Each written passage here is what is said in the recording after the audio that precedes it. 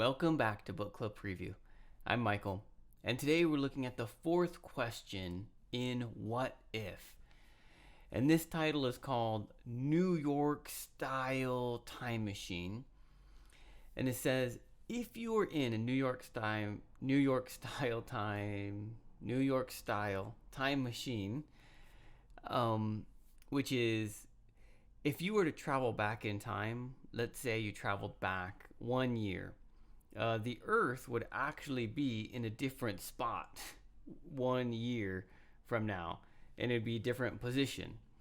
And so the New York style time machine is, even though you're at this one spot on the Earth and you change the time, no matter where the Earth is, time goes backwards in that spot. So that's kind of the New York style time machine. So what would New York and Times Square look like 1,000 years ago, 10,000 years ago, 1,000,000 years ago, 1,000,000,000 years ago? And I think the last one is in the far future. So let's see what that answer is. It starts off with if you were to look at New York and Times Square about 1,000 years ago, there's this really cool project called Wallachia. I'm not too sure. And it's trying to look at the geography and the geology and the nature, and it tries to give an interactive view of what New York looked like 1,000 years ago. And there's actually a website which you can look at and even explore what New York might have looked like 1,000 years ago. And so there would be more trees, more chestnut trees.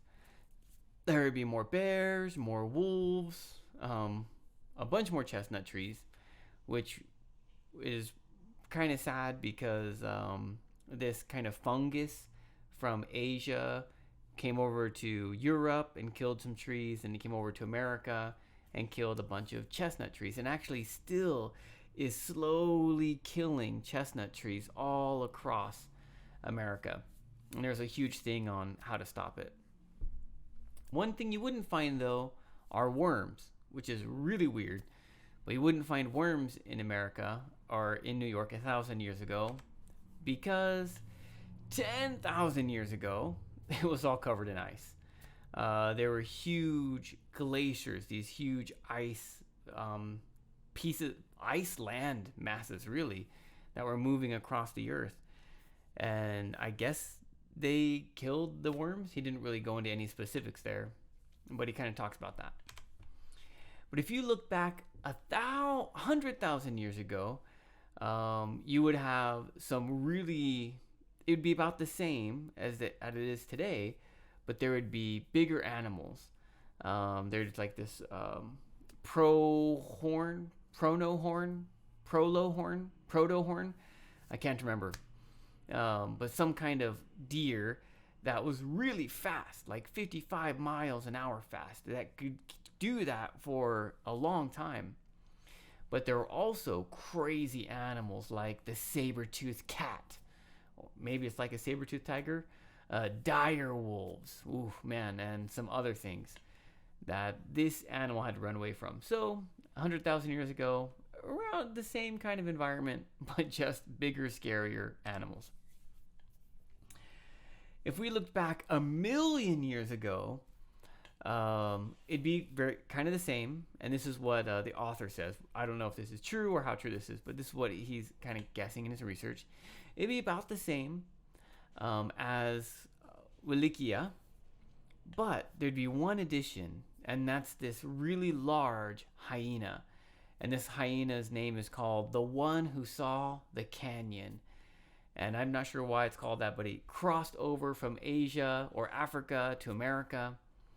And it was about the size of a wolf, so it was kind of big and long and lived here. If you were to look back 1,000,000,000 years, there would be no life except for in the oceans. And in the oceans, there would be this bacteria, this like green, blue algae thing called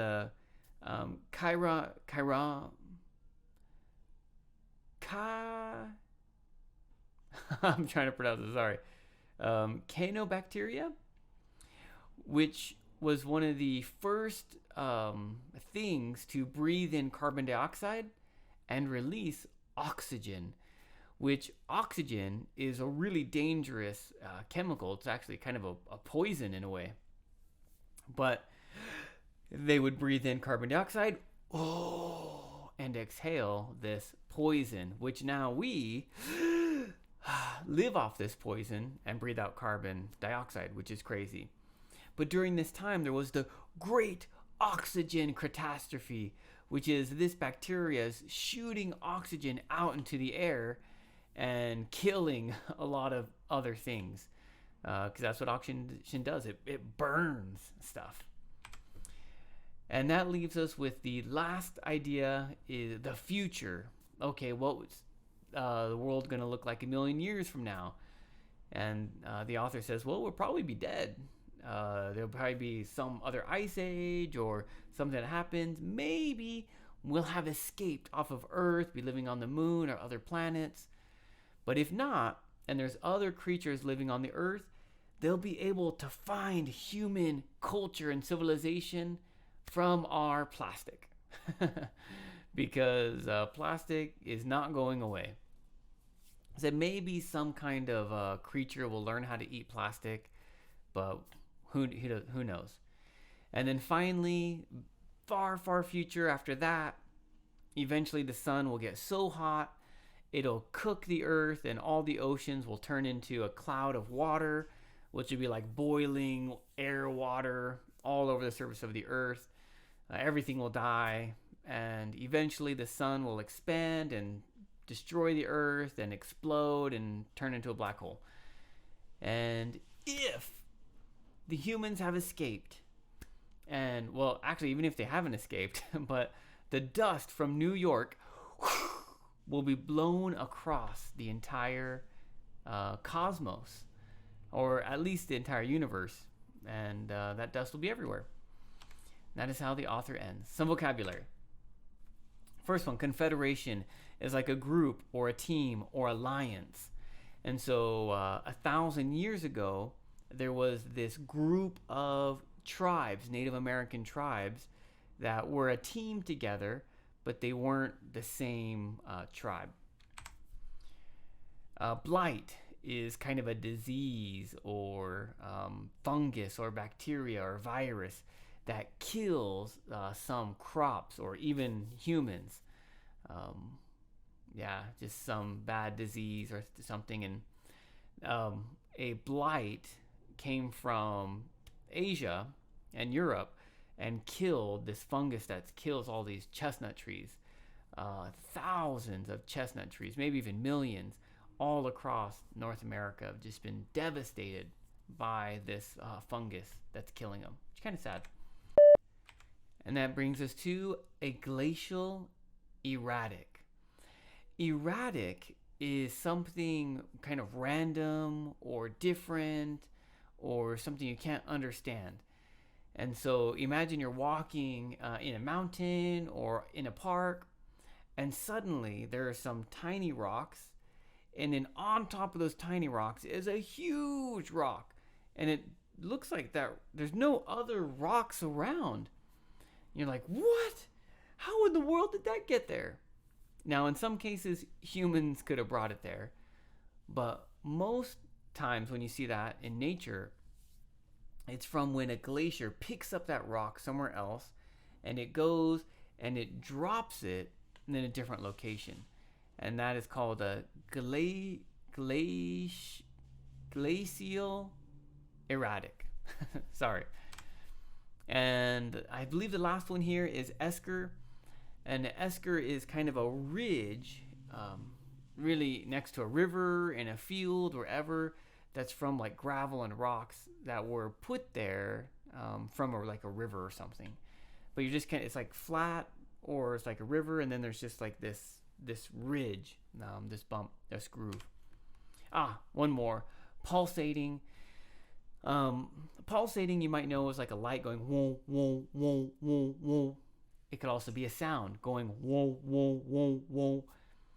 But if you would imagine the Earth, and if you fast forward the time, you would see the glaciers from the north and the south going woo, woo, woo, woo, pulsating every 1,000 years, 10,000 years. It goes so fast or so slow that it's not something that we would consider pulsating, but in the spectrum of time, pulsating back and forth.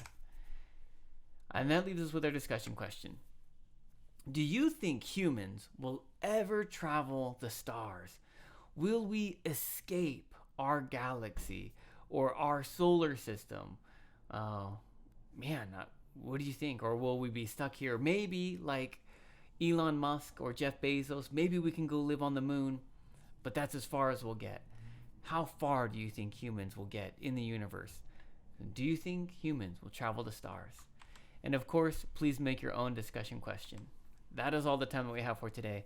But thank you so much for joining me for this episode of Book Club Preview. I'll see you soon.